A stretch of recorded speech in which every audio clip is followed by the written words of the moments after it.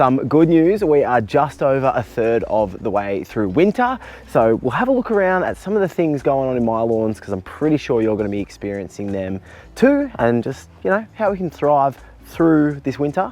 And really look forward to that next spring. Yes, g'day and welcome to a new video. And like I said, yeah, what, 7-ish weeks left in winter by the time this video goes up, maybe 8. Anyway, it's ticking along. And for me here in Southeast Victoria so far, no frosts, which has been absolutely fantastic, because last year we had the last month of autumn. So May, middle of May, we had 3 frosts, bang, bang, bang. So there's been some cold, you know, jumper weather for sure, but it hasn't been too bad just yet. So yeah, we will dive into looking at some of the things going on in my 3 different lawn areas, but I've got to say, to start with, a massive thank you for all the support on the previous video, which is announcing that we've bought some land. We're moving to a hobby farm. Do refer to it as the farm, even though, you know, it's not going to be a full farm operation, very much more in that hobby farm realm. But yeah, so much ahead. It's intimidating, it's exciting, and yeah, gonna learn a lot, and I'm gonna be showing a lot of wins and losses. I always share wins and losses on here, but yeah, I feel like there's gonna be plenty of learning to take place. So many things to do, just getting the machinery I need, figuring out my watering systems and all that sort of stuff out there. Animals, like, it's just so much to come, and it's really exciting, and all of the really nice comments and messages, yeah, have been very much appreciated. Fred, come here, sit, good boy. All right. This is another thing that Instagram's heard about, so if you don't have Instagram or whatever, like some do not. This is Fred. This is our little border collie friend, and the opportunity to get him came up, and we had spoken about, when we moved to the farm, having a dog, just to put a bit of a separation and a bit of protection around the house, hopefully, for, you know, all of those different things, kangaroos, rabbits, snakes, all that sort of thing. So yeah, we put up on Instagram that we had the dog before the farm, and so it probably makes a bit more sense now. Why we've got him is that the plan is for hopefully train him up while we're living here, and he's ready to go then to get to work when we move up there. And now anyway, moving along, this backyard, it is a kikuyu lawn overseeded with ryegrass, if you know, haven't watched a video on here for a while, and it's looking really nice. There's some really good color in it. You will see some unevenness and a little bit of patchiness in this lawn, and that's just because of the contrast of, if we get up close, you can see how beautiful and dark green that ryegrass is. It's well fed, it's a few months old, and it's looking really good. And the kikuyu is still a nice color. If this was only kikuyu, it is a nice color at this point in the season, especially for kikuyu. But when contrasted to that rye, which is insanely good, naturally anyway, it's just not showing up as well. So we have had a bit of sun come out this afternoon for the first time in the day, and it's going to be a pretty cloudy and wet week. And you can see in here there are bits where we've got some clover and the broadleafs coming through, but also a little bit of disease. Hey Fred, how you going, buddy? So yeah, spraying stuff. I'm going to have to consider him a bit more in the future now, aren't I? But ultimately the key for me here is liquids now throughout winter. It is only probably 6-ish weeks until I spray this out as well, which is sad, you know, to see it go. And it is a, you know, somewhat short season with the rye overseed, but want to give that kikuyu the chance to come back through. But yeah, so probably only in a couple of weeks I'll have, I guess, my last liquid fert on here. And by all means, keep using your liquid fertilizers, especially if you've still got green in your lawn.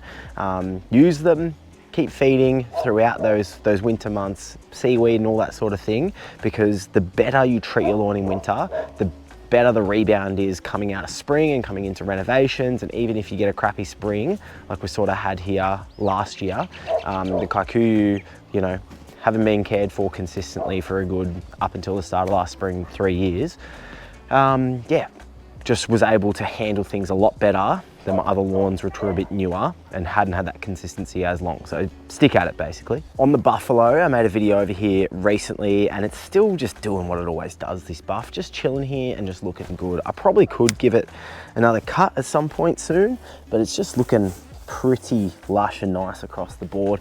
There are a couple little bits which have just had a little bit of damage. Just putting that down to general winter damage. We've had a bit of traffic on here the last couple of days, especially having some fires and things like that with the family. Yeah, I'm not doing anything to this. I might give it another pigment. Like if we get some frost in the next few weeks, you know, if it's worth it sort of before we get too close to spring again, some more pigment again. But one thing that I do need to address, I need to find a bit of it, is the kikuyu in here.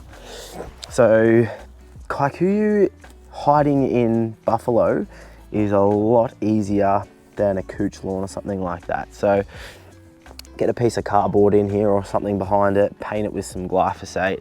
Unfortunately, there's no selective herbicide that's going to nail that kikuyu out of the buff. Painting it, pulling it out by hand, yeah, but really there's some sections in here that have got a good amount of kikuyu, and you really do have to have the eye for it to know what you're looking for. This is a pretty good bit here. But yeah, as I was sort of just rambling there over the last minute, it does hide itself fairly well in a thick buffalo lawn. It's more so in a shortcut cooch lawn, you can see it a lot better. And here on my shortcut cooch front yard, I've got 3 real main points. Firstly, overall, it's looking pretty good, but you do see through here some little bits of disease. Up on the top section, you know, from here, that's a pretty nice winter lawn. But as you get up closer, we see our little friends of wintergrass, and you see plenty of worm castings, and especially over here, you see things looking quite thin. And so firstly, that power of pigment to keep things looking really, really nice. I'm barely cutting out on this front yard, and the color is really, really nice. So yeah, by all means, even if your lawn has turned brown, some pigments out there have got not a great color to it. I really like the natural color of the Pure Color, the Lawn Tips one. And so you can get that out anytime you like. It can hide things to a certain degree and have an impact, but even some of these disease spots, it's like, you can still see them after, you know, they rebound after a couple of weeks, and once that leaf, sort of some damage is being done to it, you know, can't really do too much. And so on the disease, I'm not really too interested in applying fungicides and watering them in and whatnot at this point in time.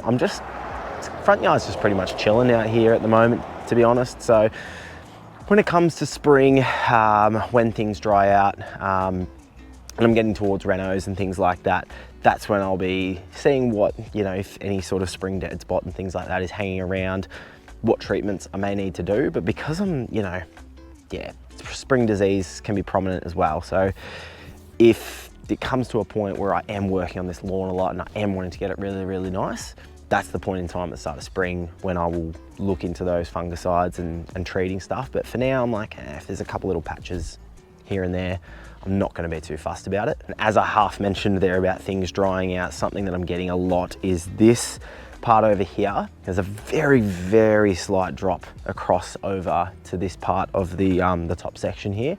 And it just gets so wet. It gets real sloshy. Mowing with a cylinder coming across, it's like a squeegee that just rolls out and pushes all the water out from here. So that is something, you know, to be looking out for your issues in your lawn. For me, drainage is a problem up on the top section here. And so coming into spring renos, aeration is going to be huge. Top dressing with sand, making this basin here sandier, because I'm really happy with the soil profile. And now I just want to make it more free draining. So doing things like that will really help a lot. And if you've got that tricky spot in the back corner of your yard, or like wherever it may be, or spots, you know, that maybe get no sun for 3 months, 4 months throughout winter that just always struggle, maybe these are the things to take note of this season right now, because then maybe when it comes to summer, you go, oh, do you know what? I'm actually gonna bring that garden bed in a little bit and put a shade loving plant in there, because yeah, there's some sun throughout summer and it looks okay, but I know in winter it dies, it's sludgy and slushy and it's awful, and I wanna fix that up. Now is definitely the time to be thinking of those things and fixing them up, and also just taking note of your weeds. So yeah, like I mentioned, sort of some of that winter grass and stuff coming through. Didn't use pre-emergent on here, had some little issues going on in the lawn, and so I was like, do you know what, I'm just gonna let it keep establishing throughout the season without getting that, that pre-emergent on here, which can have an impact on the roots development. I was like, just leave it. And I've been able to make some videos, and I will continue to make some videos about dealing with weeds when they're in your lawn and, you know, all that kind of thing. And so, yeah, not too fussed about it. I'm spending more time picking out winter grass out the front here than I am mowing, which I'm not too fussed about, because then springtime when I jump on my pre-emergent program, be no dramas. And so yeah, I am sort of still talking long-term-ish kind of plans with these lawns and fixing them up, and I guess that's a personality thing too, because some people would buy their next house or whatever and give up on where they currently live. It's just not my personality. I'm still gonna be working on things here and keeping them looking nice. Certainly when it gets a lot closer, yeah, we'll just see how we go, but then to keep the lawn looking good when they're selling the house as well. So it is looking approximately year and a half until we are in the new house. Hopefully 2 springs left at this house. It's a weird thing. Having put so much time and effort into this house, it was such a conflict with the farm of being an absolute dream, being amazing.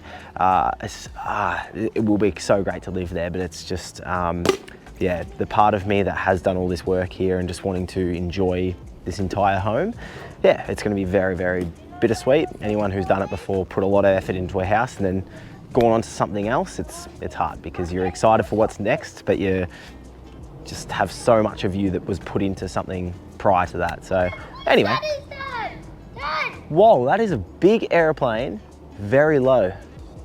Yeah, so anyway, little ramble there. I'm sure there'll be many more of those to come, because I am very much going to miss this property, but yeah, reiterating, I probably just said it 5 times, but excited for what's to come. So again, thank you for the support. Hopefully in there is some different things that you can think about for your lawn throughout this winter, and start to, yeah, really start thinking about spring. It's exciting times. So yeah, thank you very much for watching, and I'll see you in the next one. Cheers.